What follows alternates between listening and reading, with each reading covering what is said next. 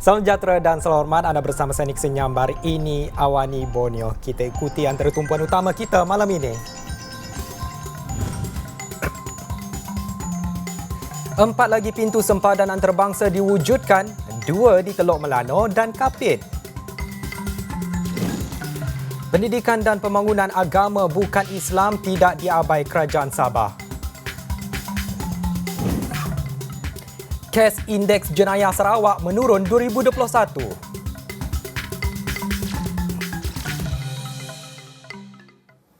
Kementerian Dalam Negeri KDN akan mewujudkan 4 lagi pintu sempadan antarabangsa baharu pada tahun ini sebagai usaha meningkatkan kemudahan kemasukan warga asing secara sah ke dalam negara.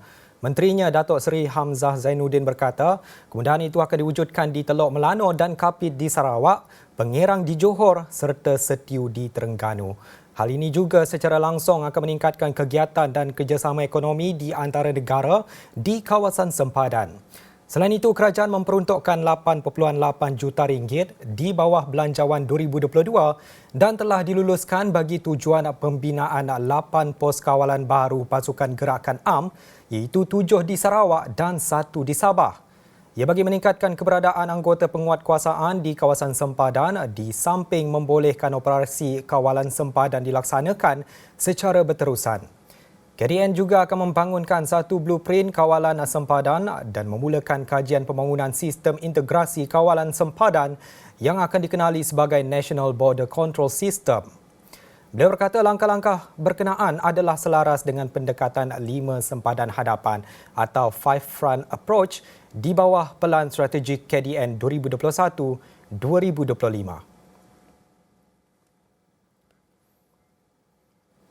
Keselamatan perairan negara termasuk di Sabah terus diperkukuh dengan penerimaan kapal tempur pesisir pantai LMS di negeri itu pada hari ini.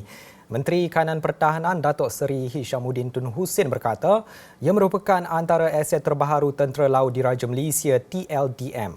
Malah ini sekaligus manifestasi kepada tahap keselamatan dan kedaulatan perairan negara. Penerimaan 4 buah LMS merupakan aset terbaru milik TLDM di Pangkalan Tentera Laut Diraja Malaysia di Teluk Sepanggar. Dan ianya cukup bersejarah dan 3 kapal LMS, KD Keris, KD Sundang, KD Badik dan terbaru KD Rencong yang belum ditauliahkan lagi.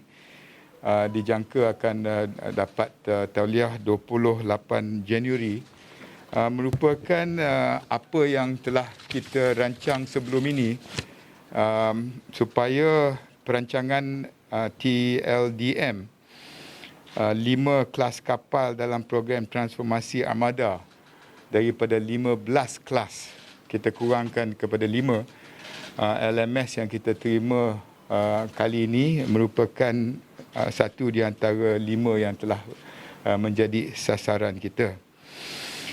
Kesemua LMS yang kita rancang telah selesai diterima oleh TLDM.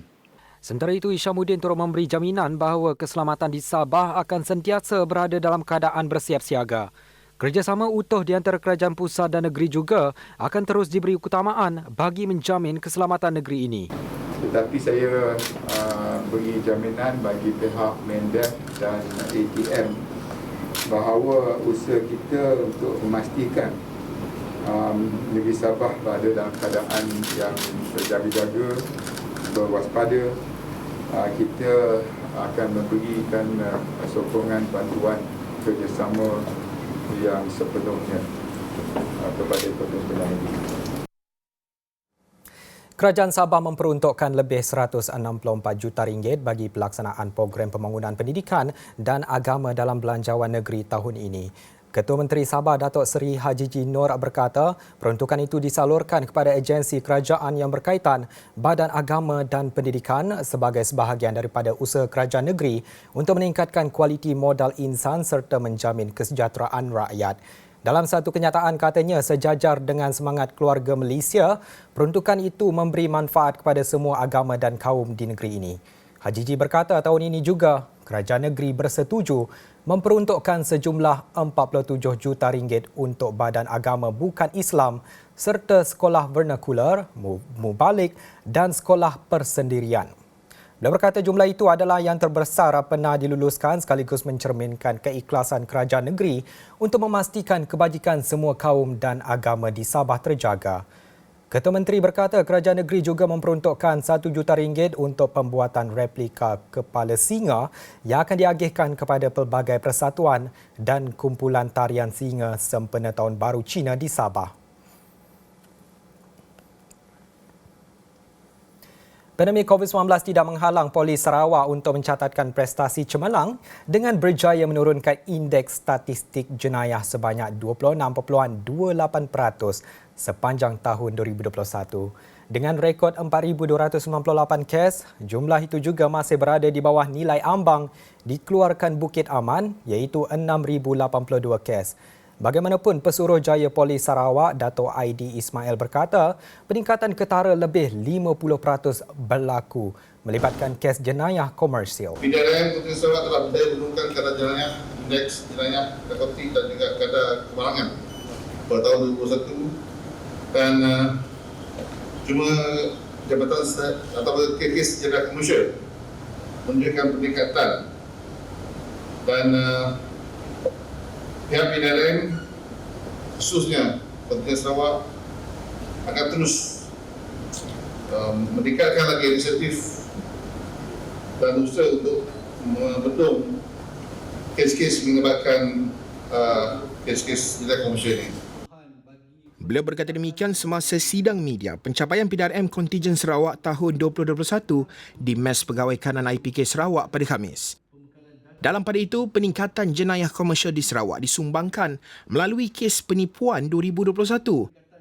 Menurut Ketua Jabatan Siasatan Jenayah Komersial CCID, Superintendent Maria Rasid, 6 daripada 9 kategori kes meningkat sekaligus menyumbang kepada 92.61% peningkatan kes keseluruhan tahun 2020. Ianya bertujuan untuk mereka-mereka untuk bertanya berkenaan dengan modus operandi kes-kes komersial. Okay? Dan sekiranya mangsa telah melakukan transaksi, maksudnya dia telah ditipu dan dia telah pindah wang. So dia pun boleh telefon ke nombor ini di mana memberitahu supaya pihak CCID Scam Response Center ni boleh membantu ataupun berusaha sekiranya duit itu belum dipindahkan, mereka boleh bantu berhubung dengan pihak bank untuk stop duit tersebut daripada dipindahkan ke dalam supaya akaun suspek ni boleh ditahan.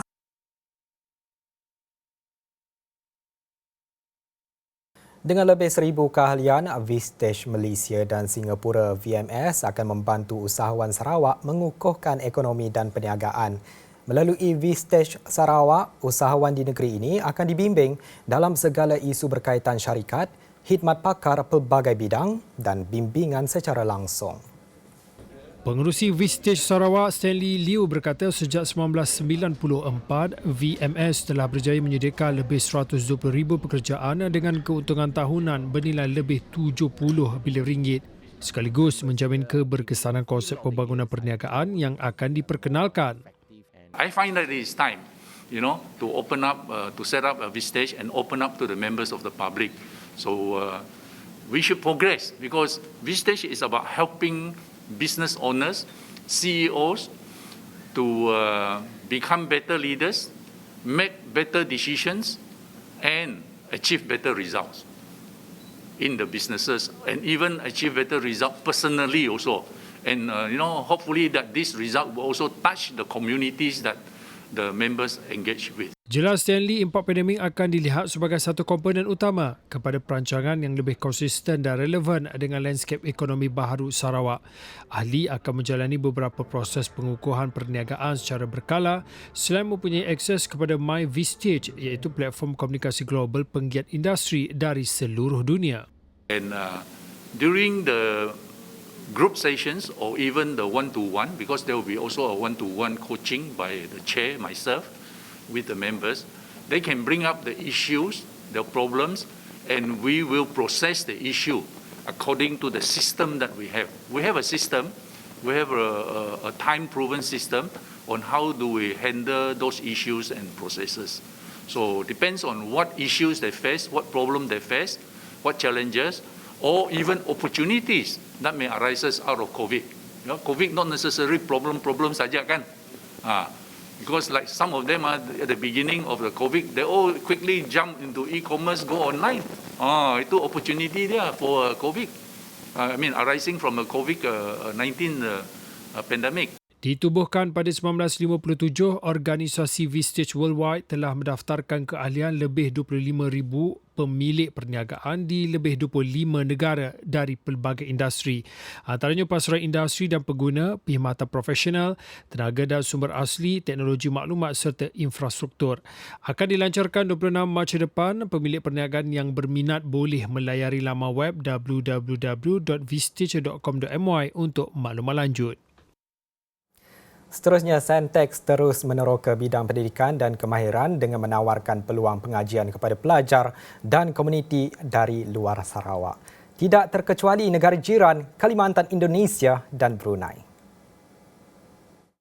Perancangan Sentex adalah untuk menawarkan program-program yang ada di Sentex kepada bukan sahaja di Sarawak, malahan kita kembangkan program-program ini di Sabah, di Semenanjung Malaysia, di Kalimantan dan juga luar negara.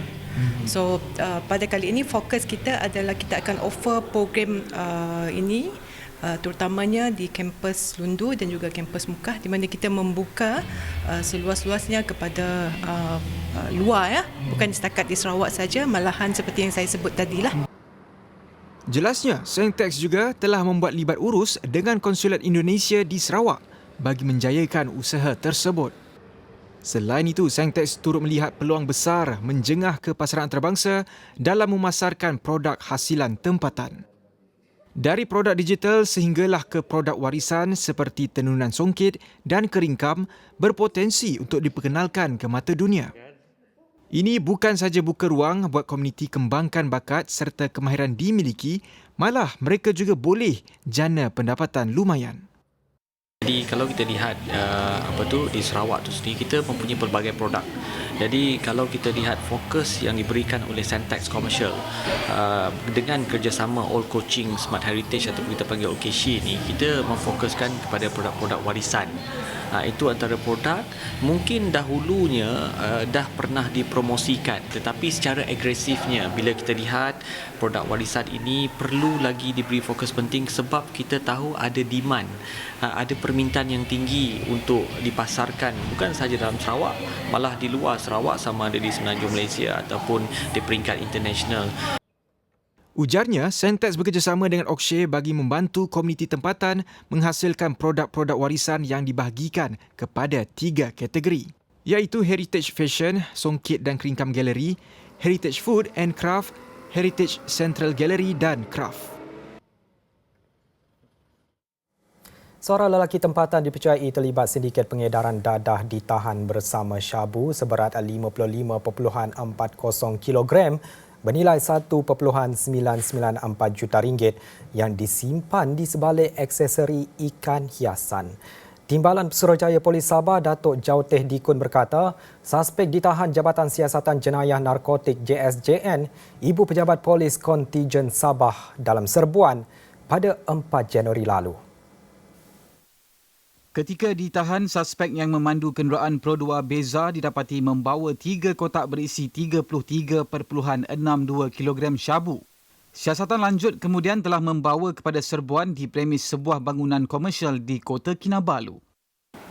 Hasil daripada siasatan yang dijalankan pada 9 hari bulan Januari tahun 2022, lebih kurang jam 9.50 pagi dengan dipandu arah oleh tangkapan yang pertama tadi itu, sepasukan polis dari Jabatan Siasatan Jenayah Narkotik, Ibu Pejabat Polis Kontijen Sabah telah dibawa ke bangunan komersial airport kawasan Kota Kinabalu. Hasil pemeriksaan lanjut, pasukan serbuan berjaya merampas 2 kotak berisi dadah disaiki jenis sabu dengan berat kasar 21.78 kg bernilai lebih kurang RM784,000 Malaysia. Jadi jumlah keseluruhan rampasan dianggarkan sebanyak 55.40 kg dan dada jenis syabu dengan nilai lebih kurang 1.994 juta ringgit.